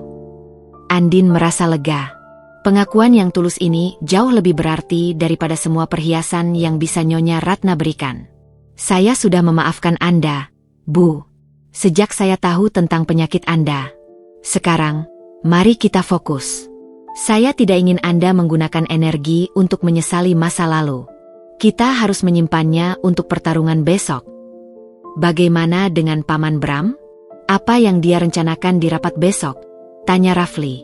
Paman Bram pasti akan mengajukan mosi-mosi yang mendesak pengalihan saham mayoritas dari Nyonya Ratna ke dirinya sendiri. Dengan alasan, kesehatan dan ketidakmampuan manajemen, Ibu, jelas Andin. Dia akan menggunakan laporan keuangan palsu untuk menunjukkan kerugian besar dan menuntut pergantian kepemimpinan segera. Dia akan menggunakan perjanjian pranikah saya sebagai senjata moral untuk membuktikan bahwa ibu sedang melindungi perusahaan dari menantu yang berbahaya. Kita harus membalikan skenario itu. Kita harus membiarkan dia menari di atas kegembiraan semuanya, kata Rafli dengan senyum licik. Andin mengeluarkan dokumen terakhir yang disiapkan oleh sahabatnya yang seorang pengacara, yang telah membantu menguatkan semua bukti yang mereka temukan. Ini adalah rencana pertempuran kita. Saat Paman Bram mengajukan mosi pengalihan saham, ibu harus menolaknya secara dramatis, lalu saya akan masuk. Kau harus terlihat sangat terkejut, Bu. Katakan bahwa Anda tidak pernah mengizinkan Paman Bram mengambil alih, dan katakan bahwa Anda akan meminta menantu Anda untuk melakukan audit mendadak terhadap semua laporan yang baru disajikan. Instruksi Andin pada Nyonya Ratna. Nyonya Ratna tersenyum. Senyum tulus yang pertama kali Andin lihat. Aku akan melakukan yang terbaik. Aku akan melindungimu, Andin, dan Rafli, dengan seluruh sisa hidupku. Menjelang tengah malam, mereka menyelesaikan semua persiapan. Ruangan itu kembali sunyi, tetapi kini diisi dengan kekuatan yang tak terlihat. Andin dan Rafli meninggalkan Nyonya Ratna untuk beristirahat, tahu bahwa esok adalah hari yang akan menentukan nasib keluarga mereka. Saat Rafli memeluk Andin di kamar mereka, ia berbisik, "Kau adalah hadiah terbaik yang pernah Tuhan berikan padaku. Kau tidak hanya menyelamatkanku dari ibu yang kaku, tapi kau menyelamatkan ibu dari dirinya sendiri. Dan kau menyelamatkan seluruh warisan keluargaku. Aku hanya melakukan yang seharusnya kulakukan, Rafli." Balasan tulus dari pengantin wanita yang direndahkan. Mari kita tunjukkan pada Paman Bram bahwa kecerdasan dan kejujuran adalah mata uang yang jauh lebih mahal daripada uang tunai di rekening bank fiktifnya, balas Andin, matanya penuh determinasi. Hari rapat pemegang saham luar biasa tiba. Gedung perkantoran utama perusahaan tampak megah, namun bagi Andin, Rafli, dan Nyonya Ratna, tempat itu terasa seperti arena gladiator yang siap menelan mereka bulat-bulat. Mereka tiba terpisah, sesuai rencana yang disusun Andin. Rafli dan Nyonya Ratna datang lebih dulu. Nyonya Ratna tampak persis seperti yang Andin minta. Pucat, sedikit lunglai, mengenakan pakaian hitam yang menambah kesan duka dan kelemahan, seolah bunga yang sudah layu. Tatapan matanya menunjukkan kepasrahan, sandiwara yang ia mainkan dengan sempurna. Bram, Paman Rafli, menyambut Nyonya Ratna dengan senyum kemenangan yang lebih lebar dari jurang. Di matanya, ia melihat tahta perusahaan sudah berada di depan mata. "Ratna, kau tampak sangat tidak sehat. Seharusnya kau tidak perlu datang. Tapi aku mengerti, Kau ingin menyaksikan saat perusahaan ini diselamatkan dari kerugian yang tidak terhindarkan, ujar Bram, nadanya dipenuhi sindiran yang tajam, cukup untuk didengar beberapa pemegang saham senior yang baru tiba. Nyonya Ratna hanya menghela napas panjang dan pelan, seperti desahan angin yang lemah. Aku harus datang, Bram. Ini adalah perusahaan almarhum suamiku. Aku harus melihat bagaimana kau menyelamatkannya, jawab Nyonya Ratna, menekankan kata menyelamatkan dengan nada skeptis yang pasrah. Sementara itu, Andin menunggu di mobil, beberapa blok dari gedung, bersama sahabatnya, seorang pengacara andal yang telah menyiapkan semua dokumen legal yang dibutuhkan untuk mengunci Bram. Andin memegang erat sertifikat warisan A yang telah ia ambil dari brankas Nyonya Ratna, tersimpan aman dalam tas tangannya. Sertifikat itu, yang disembunyikan Nyonya Ratna di balik pola sulaman gaun pengantinnya yang lama, kini adalah kunci kerajaan. Kau yakin harus masuk sendiri, Andin? Kami bisa mengurus semua ini dari jalur hukum di luar. Kau masih pengantin baru, tanya sahabatnya, khawatir. Aku harus masuk, Desi. Balasanku harus terlihat dan terasa. Bram menghinaku di depan umum. Aku harus mengalahkannya di panggung yang sama. Lagi pula, Paman Bram hanya menganggapku sebagai perempuan desa yang mudah ditakuti. Dia tidak akan pernah menduga bahwa akulah peluru rahasia Nyonya Ratna, ujar Andin, memancarkan aura percaya diri yang tak terbantahkan. Di ruang rapat yang mewah, semua pemegang saham inti telah berkumpul. Suasana formal namun tegang, seperti kawat baja yang ditarik kuat. Bram duduk di kursi utama, di samping Nyonya Ratna. Ia memulai rapat dengan nada yang sangat serius, menyampaikan ucapan belasungkawa palsu tentang kesehatan buruk Nyonya Ratna. Hadirin sekalian, saya tidak ingin membuang waktu. Dalam 6 bulan terakhir, kita melihat adanya arus kas keluar yang mengkhawatirkan, khususnya dalam proyek-proyek besar. Laporan yang kalian pegang menunjukkan kerugian signifikan, sekitar $2 juta, yang disebabkan oleh salah kelola dalam pengeluaran pihak ketiga, kata Bram, melirik tajam ke arah Nyonya Ratna. Seorang pemegang saham senior mengangkat tangan. Lalu, apa solusi Anda, Tuan Bram? Bram tersenyum tipis. Jelas, kita perlu kepemimpinan yang lebih stabil dan kuat. Nyonya Ratna, dengan kondisi kesehatannya sudah tidak mampu lagi memimpin kapal ini. Saya mengajukan mosi untuk pengalihan saham mayoritas dan jabatan direktur utama kepada saya, untuk sementara, demi stabilitas perusahaan. Semua mata tertuju pada Nyonya Ratna. Ia mengangguk lemah, seolah menerima kekalahan. Aku memang merasa tidak sanggup lagi, tuan-tuan. Aku terlalu lelah, ucapnya lirih. Aku menyerahkan semuanya pada kebijakan terbaik kalian. Bram hampir bersorak dalam hati. Ia mengeluarkan dokumen yang sama, perjanjian pranikah tambahan yang ditandatangani Andin, dan meletakkannya di tengah meja. Selain itu, demi meyakinkan semua pihak bahwa perusahaan ini akan terlindungi dari pihak-pihak luar yang berpotensi merusak, Nyonya Ratna sebelumnya telah meminta menantunya, Andin, untuk menandatangani perjanjian pranikah ini. Ini membuktikan bahwa Nyonya Ratna berusaha melindungi aset kita dari menantu yang ia anggap tidak pantas. Bram sengaja mempermalukan Andin lagi, bahkan saat Andin tidak ada di ruangan itu, untuk menjustifikasi betapa berbahayanya menantu baru Rafli. Tiba-tiba, pintu ruang rapat terbuka. Andin masuk. Ia berjalan dengan langkah mantap, mengenakan setelan blazer yang profesional, bukan gaun pengantin atau gaun pesta. Ia bukan lagi pengantin yang terhina, melainkan seorang wanita bisnis yang percaya diri. Rafli tersenyum lega. Nyonya Ratna mempertahankan ekspresi kaget yang pura-pura. Ibu, apa yang terjadi? Tanya Andin, suaranya terdengar khawatir. Ia langsung menuju Nyonya Ratna. Aku baru saja tiba. Aku dengar dari Rafli bahwa ada masalah besar di sini. Bram tampak marah, wajahnya memerah karena rencananya terganggu. Siapa yang mengizinkanmu masuk? Ini rapat internal pemegang saham. Kau tidak punya hak di sini.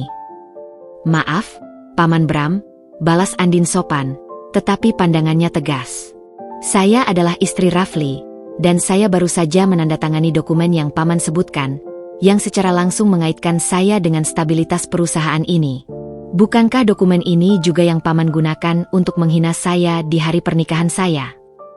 Ia mengambil dokumen di meja dan mengangkatnya. Paman bilang, Paman Ratna khawatir saya adalah benalu yang akan merusak perusahaan. Sekarang, saya di sini. Saya ingin tahu, apa kerugian 2 juta dolar itu, Paman Bram? Nyonya Ratna memainkan perannya, meraih tangan Andin dengan lemah. Andin, sudahlah, nak, jangan ikut campur. Ibu sudah lelah. Biarkan pamanmu yang mengurusnya. Tidak, Bu.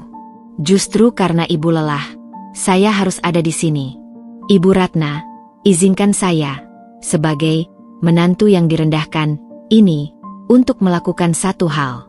Jika kerugian ini disebabkan oleh salah kelola pengeluaran pihak ketiga, izinkan saya, sebagai orang yang terbiasa menghitung setiap inci kain dan setiap helai benang dalam proses desain, untuk melakukan audit mendadak terhadap laporan pengeluaran yang Paman Bram tunjukkan, pinta Andin, beralih menatap para pemegang saham.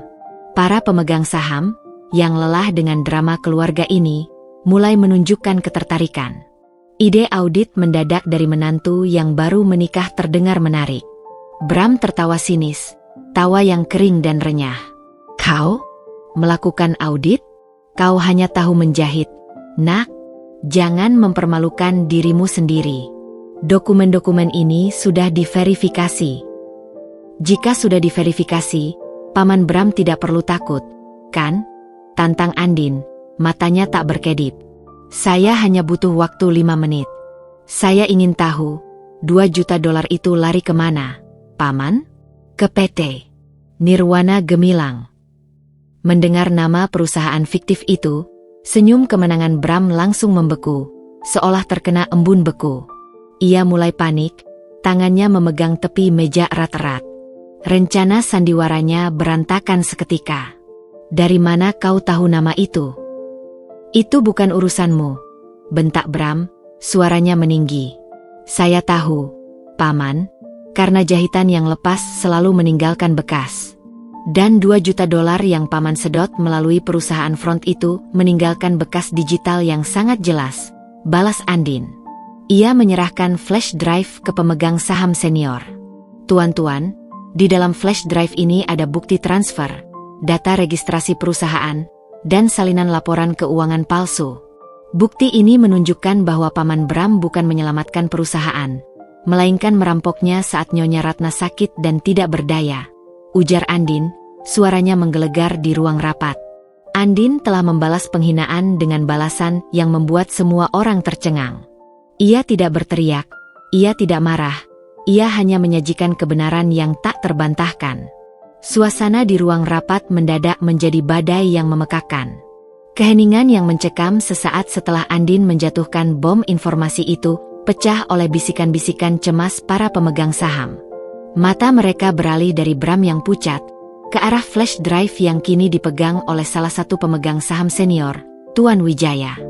Paman Bram, kenapa Anda diam? Bukankah Anda harus menjelaskan bagaimana perusahaan fiktif ini bisa menyedot uang 2 juta dolar dari proyek Emerald? Tantang Andin, suaranya tetap tenang, seperti air yang jernih namun mampu menenggelamkan. Bram tersentak dari keterkejutannya. Matanya memancarkan amarah dan kebencian yang mendalam. Ia menunjuk Andin dengan jari gemetar. Kau, dasar menantu tak tahu diri. Kau pasti bekerja sama dengan Ratna untuk menjebakku. Kau ini hanya wanita murahan yang ingin merusak perusahaan. Kau tidak punya bukti yang sah. Rafli yang sejak tadi mengamati, maju selangkah, menempatkan dirinya di samping Andin, seperti perisai hidup. Jaga ucapan Paman. Istriku tidak bekerja sama dengan ibu untuk menjebakmu. Istriku bekerja sama dengan kebenaran. Bukti itu ada di tangan Tuan Wijaya. Buka saja flash drive-nya, Tuan Wijaya. Tunjukkan pada semua orang siapa yang sebenarnya merusak perusahaan ini. Tuan Wijaya, dengan tangan yang sedikit bergetar, menghubungkan flash drive itu ke proyektor. Dalam hitungan detik, ruang rapat yang semula gelap oleh kebohongan kini diterangi oleh cahaya angka-angka dan transaksi. Grafik pengeluaran yang tidak wajar, daftar transfer ke rekening atas nama kerabat Bram, dan yang paling mencolok, detail registrasi PT Nirwana Gemilang, terpampang jelas di layar. Ya Tuhan, ini manipulasi yang sangat rapi, bisik salah satu pemegang saham. Bram tahu ia terpojok. Rencananya untuk menyingkirkan Nyonya Ratna dan mengambil alih perusahaan di hari ini telah runtuh, seperti istana pasir yang dihantam ombak. Ia tidak bisa lagi mempertahankan sandiwaranya. Baik, jadi kenapa? Teriak Bram, suaranya pecah karena frustrasi. Ia bangkit, menghampiri Andin dengan langkah mengancam. Ini semua salah Ratna. Dia terlalu lemah, terlalu sentimental. Sejak suaminya meninggal, dia hanya menjadi benalu bagi perusahaan ini. Aku yang seharusnya mengambil alih. Ia menatap Nyonya Ratna yang duduk diam, menyaksikan kehancuran adiknya iparnya. Kau sengaja membiarkan penyakitmu membuat perusahaan ini hancur. Ratna, aku hanya berusaha mengambil kembali apa yang seharusnya menjadi milikku. Aku yang bekerja keras saat suamimu sakit. Nyonya Ratna, yang selama ini tampak lunglai, tiba-tiba mengangkat kepalanya. Matanya, yang tadinya penuh kepasrahan, kini memancarkan api amarah seorang ibu yang terluka. Aku tidak lemah, Bram. Suara Nyonya Ratna terdengar lantang dan berwibawa, mengejutkan semua orang, termasuk Bram. Sandiwara kelemahan itu berakhir. Aku hanya memberimu tali panjang agar kau bisa menggantung dirimu sendiri. Aku tahu kau serakah, tapi aku tidak menyangka kau akan menggunakan penyakitku untuk merampok warisan Rafli. Bram terkejut melihat kekuatan yang tiba-tiba muncul dari Nyonya Ratna. Kau pura-pura sakit. Pura-pura? Tidak. Aku memang sakit. Tapi kekuatan seorang ibu tidak akan pernah sakit. Bram. Aku membiarkan Andin menyelidiki. Aku membiarkanmu mempermalukannya, agar dia tahu betapa jahatnya kau, dan betapa liciknya rencanamu. Aku memberinya kesempatan untuk membalas, bukan dengan kejahatan, tapi dengan kecerdasan dan kejujuran. Nyonya Ratna beralih menatap Andin dengan bangga. Terima kasih, Andin. Kau telah menyelamatkan kehormatan perusahaan ini, dan membuktikan bahwa kau bukan hanya menantu yang baik, tapi seorang wanita yang luar biasa. Bram kembali menatap Andin dengan kebencian yang membara. Kau adalah biang keladinya. Kau yang menghasut Ratna. Kau datang dari keluarga miskin. Kau pasti haus akan kekayaan kami. Rafli tidak bisa menahan diri lagi. Ia menarik Andin ke pelukannya, melindungi istrinya dari pandangan dan ucapan kotor Bram. Paman Bram, istriku menandatangani perjanjian pranikah yang sangat merugikannya, di depan semua orang, untuk membuktikan bahwa dia tidak mengincar harta. Jika dia mata duitan, dia akan menolak menandatanganinya dan menuntut bagian terbesar. Justru karena dia tidak tertarik pada harta, dia bisa fokus pada kebenaran. Paman, dengarkan ini baik-baik, kata Andin, melepaskan diri dari pelukan Rafli. Ia mengeluarkan dokumen terakhir, sertifikat warisan A, yang selama ini dicari Bram. Paman Bram, Anda mencari sertifikat warisan A ini, kan? Anda memasukkan klausul fiktif di kontrak lama untuk memaksanya keluar. Anda pikir sertifikat ini adalah aset properti yang bisa Anda jual dengan harga murah. Tapi Anda salah. Sertifikat ini adalah hak suara mayoritas abadi yang dipegang oleh keluarga inti. Dan itu sudah diamankan, jelas Andin. Wajah Bram berubah kelabu. Semua rencananya, dari awal hingga akhir, ternyata sudah terbaca. Ia bukan hanya gagal, ia juga dipermalukan. Aku tidak bersalah. Aku hanya mencoba mengambil kembali apa yang seharusnya milikku. Raung Bram putus asa. Tuan Wijaya, yang sudah membaca semua bukti, berdiri. Tuan-tuan dan nyonya, bukti-bukti ini cukup kuat untuk menuntut Tuan Bram atas penyelewengan dana dan manipulasi laporan keuangan. Rapat ini memutuskan, mosi pengalihan saham kepada Tuan Bram ditolak. Tuan Bram diberhentikan dari jabatannya sebagai Direktur Eksekutif, berlaku efektif saat ini juga. Beberapa pemegang saham langsung mendekat, Beberapa berusaha menjauhkan Bram yang mulai mengamuk dan berteriak-teriak tidak terima. "Kau wanita desa. Kau akan menyesal." "Aku akan kembali," teriak Bram, matanya seperti bara api yang hendak membakar Andin. Andin menatap Bram, senyumnya tidak menghilang, tapi ada kesedihan mendalam di sana. "Saya tidak akan menyesal, Paman Bram. Balasan saya untuk penghinaan Anda bukanlah kehancuran Anda. Balasan saya adalah keadilan." Setelah Bram diamankan oleh petugas keamanan perusahaan, keheningan kembali memenuhi ruangan. Namun, kali ini keheningan itu adalah keheningan kemenangan. Nyonya Ratna berdiri, berjalan perlahan menghampiri Andin. Matanya kini penuh air mata, bukan karena kesedihan, melainkan karena rasa syukur yang meluap. "Andin, kau telah membalas penghinaanku di hari pernikahanmu dengan cara yang paling mulia. Kau tidak membalas dengan kebencian, melainkan dengan kebijaksanaan dan kasih sayang. Kau menyelamatkan kami semua," bisik Nyonya Ratna, sebelum akhirnya memeluk menantunya erat-erat.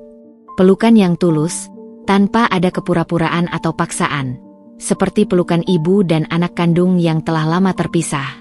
Rafli mendekat, memeluk kedua wanita yang paling ia cintai. "Kita berhasil. Kita berhasil, sayang. Ibu." Nyonya Ratna menoleh pada Rafli. "Sekarang, kita harus fokus pada hal yang paling penting. Ibu harus menjalani pengobatan. Dan perusahaan ini diserahkan pada kepemimpinan yang tulus, pada kalian berdua." Andin merasa lega. Beban berat yang selama ini ia pikul telah terangkat. Balasan atas penghinaan telah tuntas, bukan dengan menjatuhkan mertua, melainkan dengan menyelamatkannya. Setelah badai berlalu, ruang rapat yang tadinya dipenuhi ketegangan kini menyisakan kelegaan yang mendalam. Pengamanan telah membawa Bram pergi. Para pemegang saham senior, yang terkejut sekaligus kagum pada keberanian Andin, berbondong-bondong mengucapkan selamat kepada Nyonya Ratna dan Rafli. Mereka tidak hanya memuji kecerdasan Andin, tetapi juga menyanjung integritasnya yang terbukti tidak gentar oleh ancaman atau tergiur oleh harta. "Nyonya Ratna, kami semua minta maaf atas kesalahpahaman ini. Kami tidak menduga ada musuh dalam selimut di tengah kita," ujar Tuan Wijaya, pemegang saham senior yang membantu membongkar bukti. Istri Rafli, dia adalah pahlawan sejati perusahaan ini. Dia bukan hanya menyelamatkan aset, tetapi juga menyelamatkan martabat keluarga Anda. Nyonya Ratna, yang kini tegak berdiri di antara menantu dan putranya, tersenyum tulus. Senyumnya kini sehangat matahari pagi, jauh berbeda dari topeng dingin yang ia kenakan selama ini. "Terima kasih, Tuan Wijaya. Saya sepenuhnya setuju.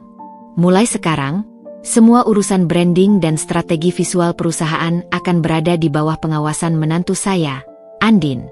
Dia adalah mata yang paling tajam di keluarga ini," kata Nyonya Ratna lantang, seolah memberikan pengakuan resmi atas kemampuan Andin di depan seluruh jajaran petinggi perusahaan. Rafli menggenggam tangan Andin erat, matanya memancarkan rasa terima kasih yang tak terhingga. Andin membalasnya dengan senyuman lelah, tetapi puas. Ia telah mendapatkan kembali martabatnya, bukan dengan kekerasan, melainkan dengan keanggunan strategi yang ia kuasai.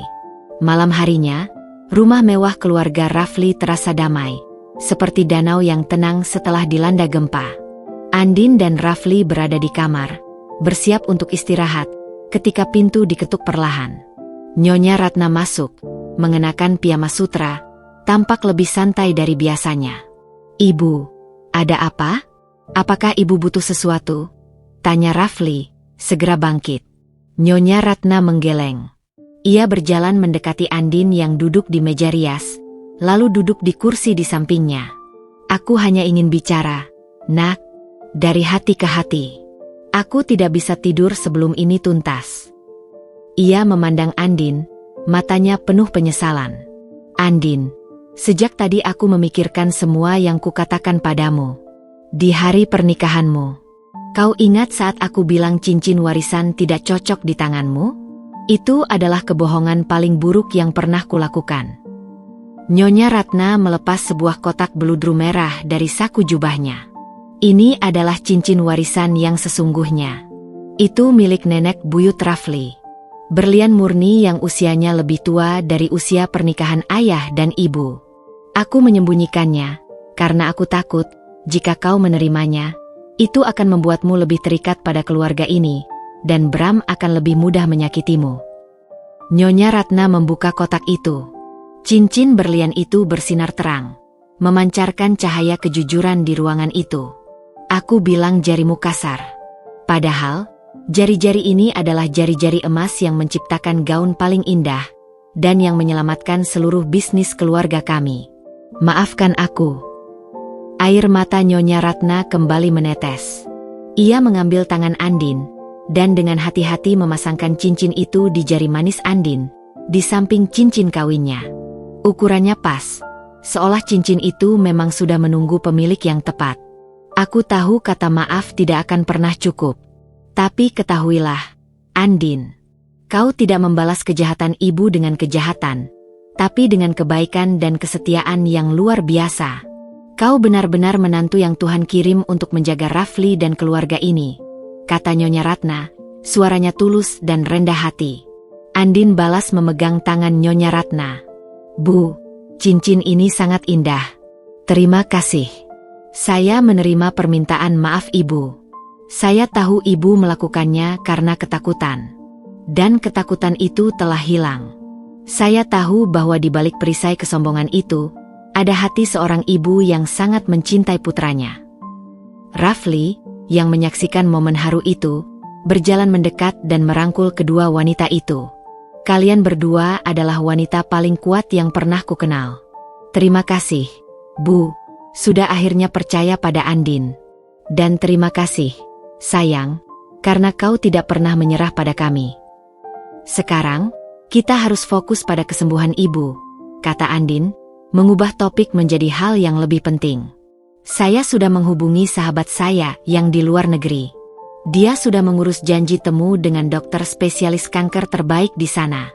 Kita akan pergi bersama, Bu. Rafli bisa mengendalikan perusahaan dari jarak jauh, dan saya akan mendampingi ibu. Nyonya Ratna menatap Andin, matanya bersinar. Kau bahkan sudah memikirkan itu? Kau benar-benar sudah menjadi sayap bagi keluarga ini. Tentu saja. Anda adalah keluarga saya sekarang. Dan kita harus sehat, Bu. Kita harus menyaksikan kebahagiaan baru ini bersama-sama, ujar Andin. Malam itu, di kamar Andin dan Rafli, Nyonya Ratna memberikan pelukan tulus terakhirnya sebelum kembali ke kamarnya. Pelukan itu adalah penutup bagi babak kelam konflik keluarga mereka. Andin menatap cincin berlian warisan yang melingkar di jarinya. Cincin itu bukan lagi simbol harta, melainkan simbol penerimaan dan kemenangan hati. Andin dan Rafli berbaring, saling berhadapan. Kita sudah melewati badai terburuk, sayang. Apa yang akan kita lakukan selanjutnya? Bisik Rafli. Andin tersenyum. Kita akan menjalani babak baru. Babak penyembuhan, dan babak pembangunan kembali. Dan kali ini, kita akan membangunnya dengan fondasi yang jujur dan tulus. Beberapa minggu berlalu sejak Bram dikeluarkan dari perusahaan dan Andin menerima pengakuan tulus dari Nyonya Ratna. Kehidupan mereka kini memasuki fase baru, seperti pergantian musim dari badai ke musim semi yang menjanjikan. Rafli mengambil alih kendali perusahaan, bekerja keras untuk memperbaiki lubang keuangan yang ditinggalkan pamannya, dibantu oleh Andin yang kini resmi menjabat sebagai kepala divisi branding dan desain strategis. Keterlibatan Andin di perusahaan bukan hanya sebatas merancang ulang logo atau kampanye iklan. Dengan mata elangnya yang terlatih dalam melihat detail, ia membantu menyusun ulang kontrak vendor, memastikan tidak ada lagi celah untuk penipuan. Para karyawan lama yang dulu memandang Andin sebagai orang luar kini menatapnya dengan rasa hormat dan kekaguman. Rafli, lihat ini. Vendor baru untuk pengadaan material konstruksi proyek Nova menawarkan harga yang 15% lebih rendah dari harga pasar. Tapi ada klausul penalti yang sangat merugikan jika kita membatalkan kontrak sepihak, ujar Andin suatu sore saat mereka bekerja berdampingan di kantor. Rafli, yang sibuk memeriksa laporan kas masuk, menoleh. Lagi-lagi kau menemukannya. Sayang, kau benar-benar pagar hidup bagi perusahaan ini. Kalau bukan karena ketelitianmu, kita pasti sudah terjerumus lagi dalam perangkap Bram lainnya. Itu karena aku desainer, Rafli. Desain bukan hanya soal keindahan visual, tapi soal fungsionalitas dan mencegah cacat. Kontrak ini cacat, balas Andin, tersenyum. Cincin warisan berlian di jarinya bersinar di bawah lampu kantor, seolah menjadi simbol kekuatan ganda yang kini ia miliki, cinta Rafli dan kepercayaan mertuanya. Fokus utama mereka saat ini, di luar perusahaan, adalah kesehatan Nyonya Ratna. Sesuai rencana, mereka telah mengatur perjalanan ke luar negeri untuk menjalani pengobatan intensif. Malam sebelum keberangkatan, suasana di rumah terasa tenang dan hikmat. Nyonya Ratna memanggil Andin ke kamarnya. "Andin, duduklah di sini," pinta Nyonya Ratna. Di meja sampingnya, tergeletak sebuah buku bersampul kulit tua, seperti artefak sejarah. Ini adalah buku harian ayah Rafli.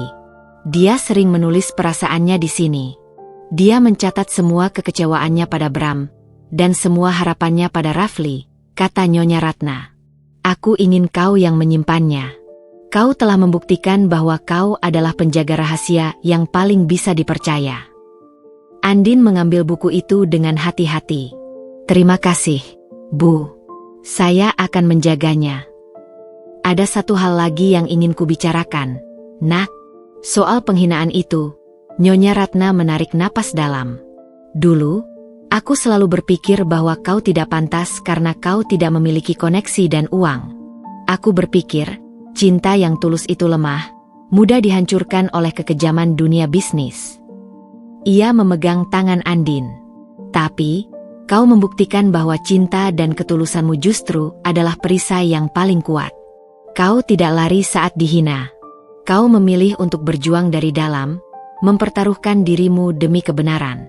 Itu adalah keberanian yang lebih besar dari yang pernah kumiliki." "Saya melakukannya untuk Rafli, Bu. Dan juga untuk Anda," jawab Andin tulus. "Aku tahu. Dan karena itu, aku ingin kau tahu, Nak. Mulai sekarang, kau bukan lagi sekadar menantuku. Kau adalah putriku. Aku akan menjalani pengobatan ini dengan semangat, karena aku ingin hidup lebih lama. Aku ingin menebus semua kesalahanku padamu, dan aku ingin melihat cucu-cucuku berlarian di rumah ini. Aku ingin hidup untuk melihat kerajaan kecil yang akan kau dan Rafli bangun," kata Nyonya Ratna, air mata haru membasahi pipinya. Andin balas memeluknya erat. "Kita akan melakukannya, Bu. Kita akan membangunnya bersama. Ibu harus kuat." Perjalanan mereka ke luar negeri adalah babak penyembuhan, bukan hanya fisik Nyonya Ratna, tetapi juga emosional keluarga mereka. Andin menjadi bayangan Nyonya Ratna, mendampingi setiap sesi kemoterapi, menyiapkan makanan sehat, dan menjadi telinga yang setia. Ia tidak lagi melihat Nyonya Ratna yang angkuh, melainkan seorang wanita parubaya yang rentan, yang membutuhkan dukungan tanpa syarat.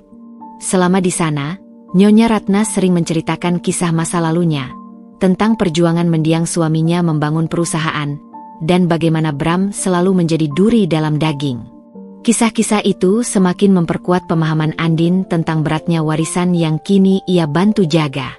Rafli, yang sesekali menyusul atau melakukan konferensi video dari Jakarta, melihat perubahan luar biasa pada ibunya.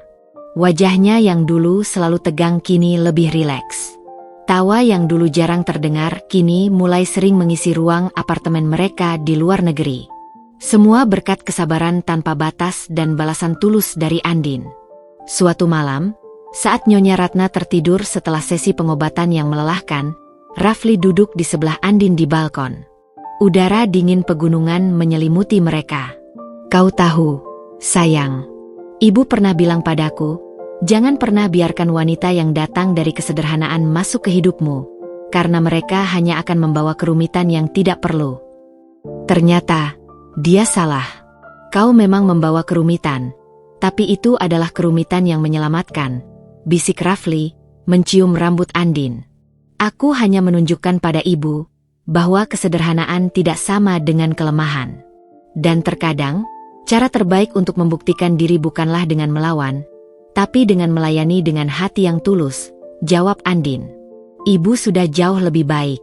Dokter bilang responsnya sangat positif. Kurasa, semangatnya untuk melihat cucu adalah obat mujarab yang paling kuat. Rafli tertawa. Begitu kita kembali ke Jakarta, kita akan benar-benar memulai hidup baru. Sebuah kehidupan tanpa bayang-bayang Bram, tanpa ketakutan, dan yang terpenting, dengan restu tulus dari seorang ibu yang sudah menemukan kedamaian. Andin menyandarkan kepalanya di bahu Rafli, menatap bintang-bintang di langit yang jernih. Perjalanan ini adalah hadiah terbaik. Ia tidak hanya mendapatkan suami, tetapi juga mendapatkan ibu. Ia telah membalas semua penghinaan di hari pernikahannya dengan kemenangan cinta dan kebenaran. Babak terakhir telah siap menanti mereka di Jakarta. Babak kebahagiaan sejati. Setelah 6 bulan menjalani pengobatan dan perawatan di luar negeri, Nyonya Ratna akhirnya kembali ke Jakarta. Kepulangannya disambut bukan lagi oleh ketegangan, melainkan oleh hangatnya sambutan dan kedamaian yang sejati. Rambutnya yang sempat rontok kini mulai tumbuh kembali, dan meskipun masih tampak sedikit kurus, matanya memancarkan vitalitas yang tak pernah Andin lihat sebelumnya. Kehadiran Andin selama masa pengobatan telah menjadi vitamin emosional yang mempercepat pemulihan Nyonya Ratna. Di perusahaan, Rafli berhasil menstabilkan kondisi keuangan dan mereformasi manajemen, dibantu penuh oleh Andin. Posisinya sebagai kepala divisi branding dan desain strategis telah terbukti krusial. Suatu sore, Nyonya Ratna duduk di teras rumah, menikmati matahari terbenam bersama Andin. Ia menatap menantunya yang kini sepenuhnya diakuinya sebagai putri. Aku tidak pernah membayangkan hari ini akan datang, Andin. Dulu, aku berpikir hidupku akan berakhir di tengah penyakit, dan perusahaan akan jatuh ke tangan Bram, kata Nyonya Ratna, suaranya kini tenang, tanpa jejak kesombongan masa lalu.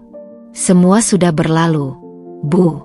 Sekarang, kita harus fokus pada masa depan, jawab Andin, menyerahkan secangkir teh hangat. Aku tahu. Dan masa depan itu harus melibatkanmu sepenuhnya. Nyonya Ratna tersenyum. Aku sudah bicara dengan Rafli dan Dewan Direksi. Mereka setuju. Kita akan mengubah struktur kepemimpinan. Rafli akan menjadi CEO, dan kau, Nak, akan menjadi direktur kreatif utama. Perusahaan ini butuh pandanganmu yang tulus dan jujur. Andin terkejut. Direktur utama? Bu, itu tanggung jawab besar sekali. Saya tidak punya latar belakang formal di bidang manajemen eksekutif. Kau tidak butuh gelar manajemen, Andin. Kau punya insting yang tajam dan moralitas yang tinggi. Kau berhasil membongkar kebohongan yang tidak bisa dilihat oleh para eksekutif bergaji tinggi itu. Kau adalah jiwa seni yang menyeimbangkan logika Rafli. Terimalah. Ini adalah pengakuan tulus dari kami semua, desak Nyonya Ratna. Andin mengangguk, matanya berkaca-kaca. Ia tidak hanya mendapatkan martabatnya kembali, tetapi juga kekuatan untuk menentukan arah masa depan keluarga ini. Saya terima, Bu. Saya akan buktikan bahwa desainer yang dihina ini bisa memimpin dengan hati dan kecerdasan, janji Andin. Tiba-tiba, Rafli muncul dari pintu belakang, membawa 2 kotak kue di tangannya. Apa yang dibicarakan 2 wanita terkuat di rumah ini? Aku mencium bau-bau konspirasi lagi. Konspirasi bahagia, Nak, jawab Nyonya Ratna, tertawa. Ibumu ini sedang menunjuk menantunya menjadi direktur kreatif utama. Sudah kuduga. Rafli mencium pipi Andin. Selamat, sayang. Kau memang pantas mendapatkannya. Aku tidak sabar menjadi tim kerja di rumah dan di kantor. Rafli duduk di antara mereka. Ibu, aku punya kabar baik lagi. Tadi aku bicara dengan dokter ibu. Kata dokter, pemulihan ibu jauh lebih cepat dari yang diperkirakan. Kanker ibu sudah tidak aktif. Berita itu terasa seperti letusan kembang api di tengah ketenangan senja. Nyonya Ratna memeluk Rafli dan Andin, tangis bahagia pecah. Terima kasih, Tuhan. Terima kasih, Andin. Kau adalah berkah terbesar kami. Beberapa bulan kemudian, perusahaan mencapai puncak kesuksesan baru. Merek mereka menjadi lebih segar dan berjiwa di bawah sentuhan Andin, sekaligus lebih kokoh di bawah manajemen Rafli. Mereka berdua menjadi pasangan emas di dunia bisnis, membuktikan bahwa cinta tulus dan latar belakang sederhana bisa menghasilkan kejayaan. Suatu hari, Nyonya Ratna, yang kini kembali aktif di kegiatan sosialnya, meminta Andin merancang sesuatu untuknya. Andin, kau tahu apa yang kurang dari koleksi pakaianku sekarang? Tanya Nyonya Ratna saat mereka berjalan di taman yang kini dirawat Andin dengan penuh cinta. Apa, Bu? Nyonya Ratna berhenti, menatap Andin dengan mata jenaka. Tas. Kenapa kau tidak merancang tas untukku? Tas bermerek rancanganmu pasti laris manis. Nak, semua temanku di klub sosial bertanya-tanya, siapa desainer di balik branding baru perusahaan? Aku bilang, dia menantuku. Andin tertawa lepas. Itu adalah pengakuan publik yang paling manis. Penghinaan di hari pernikahan telah berganti menjadi kebanggaan ibu yang tulus. Cincin warisan di jari Andin kini terasa begitu ringan, membawa kebahagiaan sejati. Rafli datang, memeluk Andin dari samping. Ayo, Ibu, jangan menuntut pekerjaan lagi. Kami sudah sangat sibuk. Sibuk apanya? Ibu ingin segera menimang cucu. Sudah setahun lebih kalian menikah, desak Nyonya Ratna dengan nada penuh kasih sayang, yang kini terdengar jauh lebih manis daripada dulu. Andin dan Rafli saling pandang, senyum penuh makna. Andin meletakkan tangan Rafli di perutnya yang masih rata. Ibu, kami sudah siapkan tas untuk Ibu, kata Andin lembut. Tapi mungkin Ibu harus menunggu sedikit lebih lama. Karena hadiah terbaik dari kami, calon cucu Ibu, sedang kami rancang dengan penuh cinta di sini. Nyonya Ratna membeku sejenak. Lalu, raut wajahnya berubah menjadi luapan kegembiraan. Benarkah? Ya Tuhan, aku akan menjadi nenek. Ia memeluk Andin erat-erat. Air mata bahagia mengalir di pipinya. Siklus kehidupan yang sempat terancam oleh penyakit dan kebencian, kini bersemi kembali. Kisah Andin, pengantin wanita yang dihina dan direndahkan, berakhir dengan kemenangan yang paling manis. Ia membalas penghinaan itu dengan balasan tulus berupa penyelamatan, tidak hanya terhadap kehormatan dirinya, tetapi juga terhadap kesehatan mertuanya dan warisan suaminya. Ia berdiri sebagai pahlawan sejati, bukan karena kekayaan yang ia miliki, melainkan karena hati berlian yang ia bawa. Mereka bertiga berdiri di bawah matahari senja, sebuah keluarga yang utuh, kuat, dan bahagia. Andin menatap Rafli. Terima kasih, sayang. Kau adalah alasan aku bertahan, bisik Andin. Kau adalah alasanku hidup, Nyonya Rafli, balas Rafli. Dan di tengah-tengah mereka, Nyonya Ratna tersenyum, menyadari bahwa menantu sederhana yang ia rendahkan itu adalah kunci kebahagiaan abadi bagi keluarganya.